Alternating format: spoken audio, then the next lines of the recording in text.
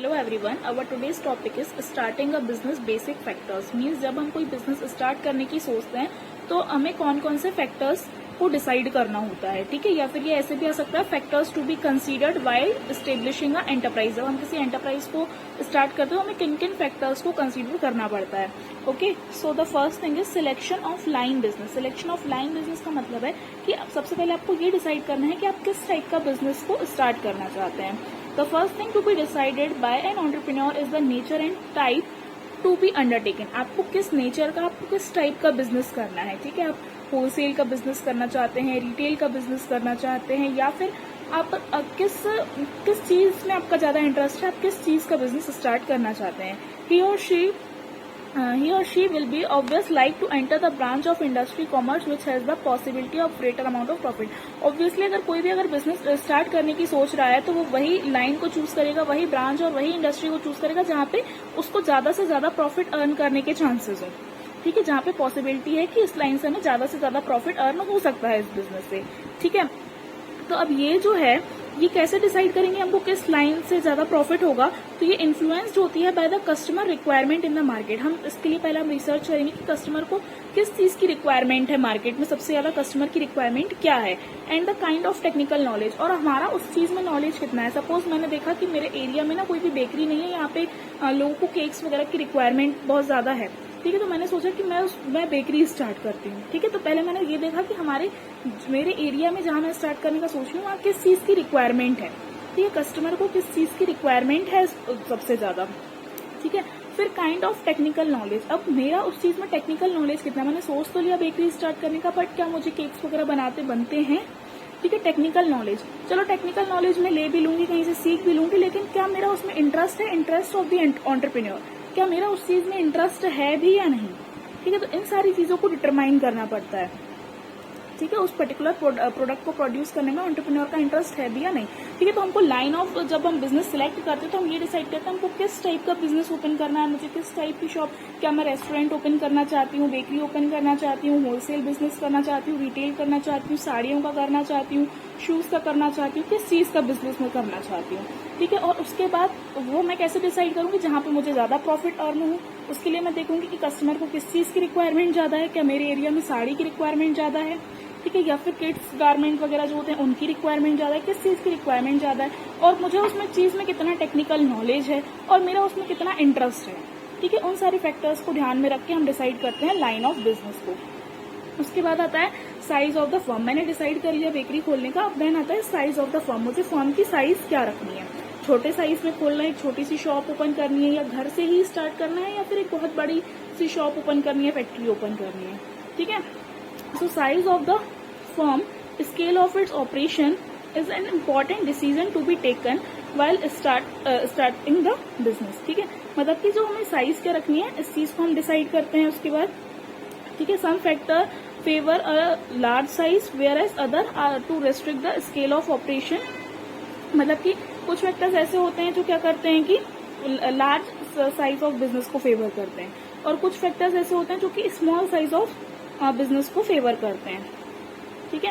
Entrepreneur is confident that the demand for the proposed product likely to be good over time. अगर मैं confident हूँ, मैंने अगर सोच लिया मुझे बेकरी का बिजनेस स्टार्ट करना है और मैं कॉन्फिडेंट हूँ कि जो डिमांड है इस प्रोडक्ट की वो अच्छी होने वाली है, ठीक है, अच्छी खासी उसकी डिमांड होने वाली है, ठीक है। और उसके लिए जितनी भी कैपिटल लगेगी मैं अरेंज कर सकती हूँ, ठीक है। तो फिर मैं एक बड़ा बिजनेस को खोल सकती हूँ, ठीक है। जो मैं बिजनेस की साइज है वो लार्ज स्केल बिजनेस में स्टार्ट कर सकती हूँ, ठीक है। और अगर मार्केट की कंडीशन जो है वो अनसर्टेन है, रिस्क ज्यादा है, ठीक है, तो फिर हमको क्या करना पड़ेगा, जो size would be better to, मतलब कि स्मॉल साइज का बिजनेस हमें चूज करना चाहिए। तो साइज ऑफ द फर्म हम कैसे डिसाइड करेंगे, अगर हमने देखा कि इस चीज में हमको अच्छा खासा प्रॉफिट होने वाला है, डिमांड जो है वो बढ़ने वाली है, हमको श्योरिटी है कि हमारा इतना खासा कुछ लॉस तो होगा नहीं, ठीक है, तो मैं बड़ा साइज ऑफ बिजनेस स्टार्ट कर सकती हूँ। लेकिन अगर मार्केट अनसर्टेन है, रिस्क अगर बहुत ज्यादा है, तो फिर एक स्मॉल साइज ऑफ बिजनेस को चूज करना चाहिए, ठीक है। देन आता है choice of form of ownership. अब हम फॉर्म ऑफ ओनरशिप देखेंगे, मीन्स क्या मैं अकेली सोल प्रोप्राइटरशिप करना चाहती हूँ, अकेले पूरा बिजनेस हैंडल करना चाहती हूँ, कंट्रोल करना चाहती हूँ, या फिर पार्टनरशिप में करना चाहती हूँ, ठीक है, या joint stock company. With respect to ownership, business organisation में take form of sole proprietors, ठीक है, या पार्टनरशिप या joint stock company. Each form has its own merits and demerits, ठीक है। ये जो तीनों बिजनेस के फॉर्म है इन सभी की कुछ मेरिट्स भी हैं, डीमेरिट्स भी हैं, ठीक है। The choice of suitable form of ownership will depend on factors as line of business, ठीक है। अब मैं कौन सा फॉर्म ऑफ बिजनेस ओपन करना चाहती हूँ ये डिपेंड कर रहा है कि लाइन ऑफ बिजनेस क्या है, ठीक है। कैपिटल रिक्वायरमेंट क्या है, अगर मुझे थोड़ी बहुत ही कैपिटल चाहिए जैसे मैं खुद ही अरेंज कर सकती हूँ तो मैं एक सोल प्रोप्राइटरशिप बिजनेस स्टार्ट कर सकती हूँ, बट मुझे अगर ज्यादा कैपिटल चाहिए उस बिजनेस को स्टार्ट करने के लिए और मेरे पास उतनी कैपिटल नहीं है तो फिर मैं पार्टनरशिप बिजनेस स्टार्ट कर सकती हूँ, ठीक है। लायबिलिटी ऑफ ओनर, कितनी लायबिलिटी आप लेना चाहते हैं, ठीक है। डिवीजन ऑफ प्रॉफिट, अगर आप चाहते हैं कि मैं पूरा प्रॉफिट मेरा अकेले का हो तो आपको सोल प्रोप्राइटर खोलनी चाहिए। अगर आप चाहते हो कि प्रॉफिट जो है वो उसको भी डिवाइड करें, ठीक है, जो भी प्रॉफिट को अगर आप पार्टनरशिप में ओपन करोगे तो आपको प्रॉफिट भी डिवाइड करना पड़ेगा, लॉस भी डिवाइड होगा, ठीक है। लीगल फॉर्मेलिटीज क्या होंगी उसके लिए, ठीक है। मैंने कंटिन्यूटी ऑफ बिजनेस क्या है, transferability of interest and so on, ठीक है। तो इन सारी चीजों के ऊपर जो हम डिसाइड करते हैं choice of form of ownership, मतलब कि आपके ऊपर है कि आप किस टाइप ऑफ ओनरशिप पे बिजनेस करना चाहते हो। सोल प्रोप्राइटरशिप पे करना चाहते हो, अकेले सब कुछ हैंडल करना चाहते हो, नीचे आप 1-2 एम्प्लॉइज रख लोगे, पूरा प्रॉफिट आपका, पूरा कंट्रोल आपका, लॉस होगा और रिस्क होगा, जो भी होगा वो सब आपका, ठीक है। या अगर आप पार्टनरशिप में खोलना चाहते हो, आपके पास कैपिटल कम है, आप चाहते हो कि मैं अपने फ्रेंड के साथ स्टार्ट करूं, 2-3 लोग मिलके कैपिटल हम साथ में इन्वेस्ट करेंगे, प्रॉफिट हम शेयर करेंगे, लॉस रिस्क सब कुछ शेयर करेंगे, लायबिलिटी शेयर करेंगे, ठीक है। या फिर आप जॉइंट स्टॉक कंपनी खोल सकते हो, आप शेयर्स वगैरह इश्यू करके पब्लिक से मतलब कैपिटल लेकर के भी आप बिजनेस को स्टार्ट कर सकते हो, कंपनी को स्टार्ट कर सकते हो, ठीक है। फिर जब हमने ओनरशिप डिसाइड कर ली उसके बाद हम डिसाइड करते हैं लोकेशन ऑफ बिजनेस एंटरप्राइज, मतलब कि हम किस लोकेशन पे, किस जगह पे अपने बिजनेस को स्टार्ट करेंगे, ठीक है। तो जो लोकेशन होती है बिजनेस की एक इम्पॉर्टेंट फैक्टर होता है to be consider at the start of the business is the place where the enterprise will be located, ठीक है। तो ये एक इम्पॉर्टेंट फैक्टर है कि हमें कहाँ पे अपनी एंटरप्राइज को लोकेट करना है। Any mistake in this regard can result in high cost of production, ठीक है। अगर आपने इसमें कोई मिस्टेक कर दिया, आपने कहीं जैसे कि सपोज आपने सोचा कि मुझे रेस्टोरेंट खोलना है और आपने एक रेस्टोरेंट ऐसे गांव में जाकर के खोल लिया, एक सुनसान जगह, तो ऑब्वियसली गांव में आपको क्या ही वो रेस्टोरेंट उतना ज्यादा चलेगा, ठीक है। तो वहां पे आपको रॉ मटेरियल भी नहीं मिल रहे हैं, आपको रेस्टोरेंट चलाने के लिए जो भी आपको रॉ मटेरियल चाहिए उसके लिए आपको शहर जाना पड़ रहा है, ठीक है। तो इन सबसे क्या हो रहा है, आपकी कॉस्ट ऑफ प्रोडक्शन बढ़ रही है, ठीक है। इनकन्वीनियंस इन गेटिंग, ठीक है, हमको कोई भी रॉ मटेरियल को मिलने में भी इनकन्वीनियंस हो रहा है, हमको वहाँ पे कुछ मिल ही नहीं पा रहा है, ठीक है। तो right kind of production input और serving the customer is the best possible way. Availability of raw material and labour, ठीक है, हमें availability of raw material and labour भी देखना है। आपने ऐसी जगह पे आपको बिजनेस खोलना है जहाँ पे आपको रॉ मटेरियल भी इजीली मिल पाए, वहाँ पे आपको लेबर भी मिल पाए, पावर सप्लाई भी आपको मिल पाए, ठीक है, सर्विसेज भी मिले जैसे कि banking, transportation, communication, warehousing, जो भी सर्विसेज की अगर आपको कोई ऐसा बिजनेस है जहाँ पे आपको वेयर हाउसिंग सर्विस चाहिए तो आपको ऐसी जगह पे अपना बिजनेस ओपन करना है जहाँ पे वो सर्विसेज भी अवेलेबल हो। बैंकिंग सर्विस की आपको रिक्वायरमेंट है तो वो सर्विस होनी चाहिए। और important factor while making a choice of location, तो आपको ऐसी लोकेशन चूज करनी है जहाँ पे आपको जो भी रिक्वायरमेंट है वो आपकी इजिली फुलफिल हो सके। सो लोकेशन के बाद आता है फाइनेंसिंग द प्रपोजिशन, ठीक है। फाइनेंसिंग मतलब जब हम बिजनेस स्टार्ट करें उसमें हमको कितनी कैपिटल, कितने फंड लगने वाले हैं, ठीक है। Financing is concern with the providing the necessary capital for starting as well as for continuing the propose business को स्टार्ट करने के लिए, उसको कंटिन्यू करने के लिए हमें कितनी कैपिटल की रिक्वायरमेंट है वो कहलाता है फाइनेंसिंग, ठीक है। Capital is required for investment in fix asset. अब हमें कैपिटल क्यों लगती है बिजनेस स्टार्ट करने में, हमें कहाँ कहाँ कैपिटल लगेगी फिक्स एसेट लेने के लिए, जैसे कि अगर हम बिजनेस स्टार्ट करेंगे तो हमें कोई लैंड लेनी पड़ेगी, बिल्डिंग लेनी पड़ेगी, मशीनरी लेनी पड़ेगी, ठीक है, इक्विपमेंट लेने पड़ेंगे, ठीक है। और एज वेल एज हमें करंट एसेट भी लेनी पड़ेगी जैसे कि हो गया रॉ मटेरियल, बुक्स हो गया, डेट्स हो गया, stock of finish goods etcetera. तो करंट फिक्स दोनों एसेट्स को लेने के लिए हमें कैपिटल की रिक्वायरमेंट होगी। Capital is also required for meeting day to day expenses, जो डे टू डे एक्सपेंसेस होंगे उसके लिए भी हमें कैपिटल की रिक्वायरमेंट होगी।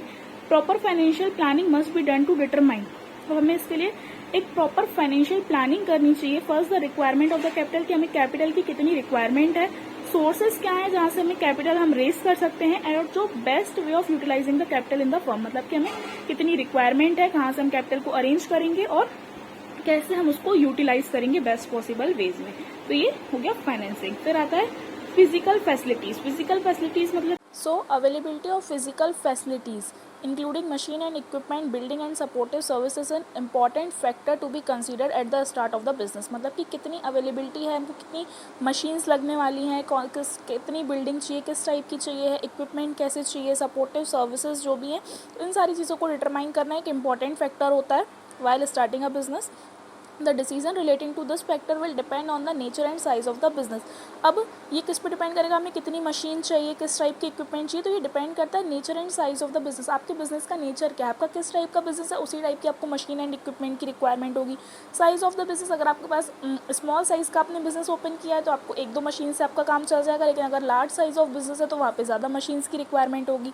अवेलेबिलिटी ऑफ फंड्स, आपके पास फंड्स कितने, थोड़े बहुत फंड्स हैं तो आप उससे या तो उनको आप रेंट पे ले सकते हो या फिर आप एक दो ही रख सकते हो। अगर आपके पास फंड्स की अवेलेबिलिटी अच्छी है तो आप उसको बाय कर सकते हो फिजिकल एसेट्स को, ठीक है। And the process of production, आपकी प्रोडक्शन की प्रोसेस क्या है, ठीक है। अगर आपका मैनुअल प्रोडक्शन हो रहा है तो आपको ये फिजिकल फैसिलिटीज़ कम लगेंगी, आपको ज़्यादा से ज़्यादा वर्कर्स की रिक्वायरमेंट होगी। लेकिन अगर आपका यहाँ मशीनरी प्रोडक्शन ज़्यादा है तो आपको फिजिकल फैसिलिटीज़, मशीन्स वगैरह ज़्यादा लगेंगी। उसको रखने के लिए प्रॉपर आपको बिल्डिंग में स्पेस उस टाइप की आपको लेनी पड़ेगी कि आपकी वो प्रॉपर अरेंज हो सके, ठीक है। तो इन चीज़ का ध्यान में रखना होता है कि हमें किस टाइप की फिजिकल फैसिलिटी, कितनी मशीन्स वगैरह चाहिए हैं, ओके। देन आता है प्लांट लेआउट। प्लांट लेआउट क्या होता है, once the requirement of physical facilities has been determined the entrepreneur should draw a layout plan showing the arrangement of these facilities. मतलब जब हमने कितनी रिक्वायरमेंट है हमको फिजिकल फैसिलिटीज़ की, हमने वो डिटरमाइन कर दिया, हमको कितनी मशीन, बिल्डिंग वगैरह की कितनी रिक्वायरमेंट है, फिर एंटरप्रेन्योर एक लेआउट, एक प्लान ड्रॉ करता है जहाँ पे वो बताता है कि अरेंजमेंट ऑफ दीज फैसिलिटी, कि हमें इनको कैसे अरेंज करना है, हमें मशीन चाहिए, हम कहाँ से अरेंज करेंगे उसको, ठीक है। तो उनका arrangement, layout means the physical arrangement of machines and equipment needed to manufacture a product. मतलब कि लेआउट का मतलब क्या होता है, फिजिकल अरेंजमेंट करना, जो भी हमको मशीन्स और इक्विपमेंट लगने वाले हैं, हमको हमारे बिजनेस में, हमारे मैन्युफैक्चर में, हमारे प्रोडक्ट को मैन्युफैक्चरिंग में जो भी इक्विपमेंट लगने वाले हैं, जो भी असेट्स लगने वाली है, उनको एक प्रॉपर तरीके से क्या करना, उनको अरेंज करना, ठीक है। देन आता है competent and committed work force, ठीक है। अब हमको क्या रिक्वायरमेंट होती है इसके बाद, कॉम्पिटेंट एंड कमिटेड, हमको वर्क फोर्स से, हम अकेले तो कोई भी काम कर नहीं पाएगा ना बंदा, उसको ऑब्वियसली वर्कर्स की रिक्वायरमेंट होगी बिजनेस को स्टार्ट करने के लिए।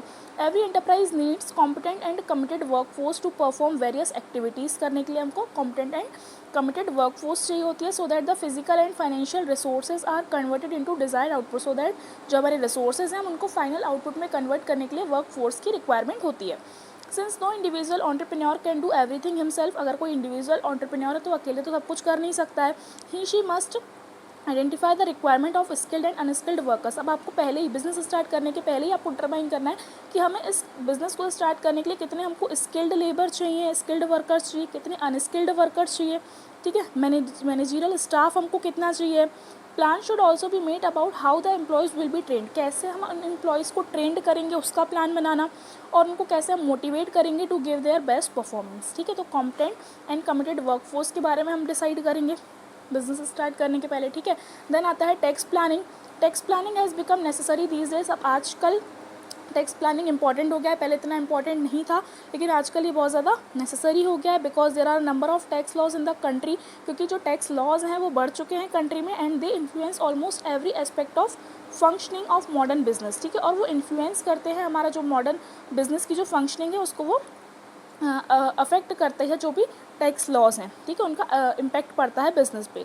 तो जो फाउंडर होता है business has to consider in advance the tax liability, तो उसको एडवांस में ही कंसीडर करना पड़ता है कि हमारी कितनी टैक्स लायबिलिटी होगी, वेरियस टैक्स लॉज के अंदर हमें कितना टैक्स पे करना होगा और उसका क्या इम्पैक्ट पड़ेगा बिजनेस डिसीजन पे, ठीक है। कितनी मैं अर्निंग करूँगा तो मुझे कितना टैक्स पे करना होगा, तो उन सारी चीज़ों की पहले से ही उसको टैक्स प्लानिंग करके बिजनेस स्टार्ट करने के पहले ही जो बिजनेसमैन है उसको टैक्स की प्लानिंग करनी होती है। देन लॉन्चिंग द एंटरप्राइज, मतलब जब आपने इन सारे फैक्टर्स पे कंसीडर कर लिया, आपने सब कुछ डिसाइड कर लिया, फिर आप अपनी बिजनेस एंटरप्राइज को लॉन्च कर सकते हैं, स्टार्ट कर सकते हैं। After the decision relating to the above mentioned factor have been taken, the entrepreneur can go ahead with actual launching of the enterprise, which would mean mobilizing various resources। मतलब जहाँ पे आप various resources जो हैं उनको इकट्ठा करोगे, fulfil करोगे, नेसेसरी लीगल जो भी फॉर्मेलिटीज़ हैं उनको आप फुलफ़िल करोगे, फिर आप अपना जो प्रोडक्शन है उसको स्टार्ट करोगे, एंड इनिशिएटिंग द सेल्स, फिर आप अपनी सेल्स को स्टार्ट करोगे, एंड प्रमोशन कैंपेन, ठीक है। तो जो भी आपका फैक्टर्स हैं, सारे फैक्टर्स, जैसे कि सबसे पहले हम लाइन ऑफ बिजनेस सिलेक्ट करेंगे कि हमें क्या बिज़नेस करना है, फिर उसका हमें साइज़ क्या रखना है फर्म का, ये लाइन बाय लाइन सारे आप चीज़ें डिसाइड करोगे। फिर choice of form of ownership, ownership क्या चाहिए, सोल प्रोप्राइटर पार्टनरशिप या joint stock company. Then location क्या होगी बिजनेस एंटरप्राइज की। देन फाइनेंसिंग का प्रोपोजिशन, कितना हमें कैपिटल लगने वाला है, क्या रिसोर्सेज हैं, कैसे उसका हम यूटिलाइज़ करेंगे। फिजिकल फैसिलिटीज़, कितनी मशीन बिल्डिंग वगैरह हमें लगेगी। फिर उसकी एक प्रॉपर अरेंजमेंट करना, plant layout, competent and committed workforce हमें कितनी लगने वाली है, कितने लेबर हमें लगने वाले हैं। टैक्स प्लानिंग, फिर हमें कितना जो हमें टैक्स पे करना है, हमारे बिजनेस में क्या इम्पैक्ट पड़ेगा, वेरियस लॉस का और उससे रिलेटेड प्लानिंग। और फिर हम लॉन्च कर सकते हैं अपने बिजनेस एंटरप्राइज को, हम अपना प्रोडक्शन स्टार्ट कर सकते हैं, हम अपनी सेल्स स्टार्ट कर सकते हैं। Okay, so I hope that today's topic is clear to you all. Thanks for watching.